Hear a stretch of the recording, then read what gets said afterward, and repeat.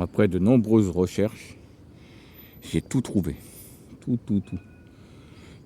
Le protocole de Rome, le protocole de Toronto, le protocole des sages de Sion, les recherches du MIT en 1971, 72, 73, qui ont interrogé des super ordinateurs de l'époque qui étaient déjà avancés, pas comme les trucs des citoyens lambda, et qui leur ont posé plusieurs fois la question dans tous les sens.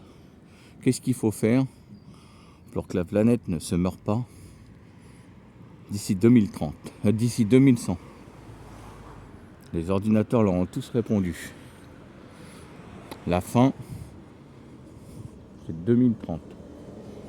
Ils leur ont posé plusieurs questions pour savoir s'ils pouvaient, si en changeant les habitudes des gens, en changeant ceci, la réponse allait être l'autre. Toujours la même réponse, 2030. Quelles que soient les formulations, 2030.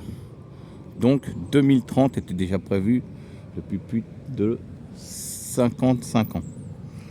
Depuis les années 70, depuis plus de 55 ans. 2030, la fin des ressources, la fin des si on continue, le début de la fin des ressources. Ça veut dire qu'on est à l'apogée, 2030, on sera en chute. Et comme toutes les civilisations, quel que soit, à un moment ou à un autre, elles s'effondrent. L'effondrement, c'est là, 2030. Mais oui, 2030. C'est pour ça que le fameux tonton Klaus Schwab, qui avait son père qui était à la tête d'une grosse société suisse qui fabriquait de l'armement et des trucs pour l'armée nazie à l'époque. Son père était un grand ami de Monsieur H, qui a été placé là exprès. 2030, la fin. Voilà pourquoi l'agenda 2030. L'agenda 2030 a pour but, non pas de rendre meilleure la vie humaine sur Terre, mais de la supprimer. De supprimer entre 40 et 60%. Comment ça? En arrivant à ce qui va arriver.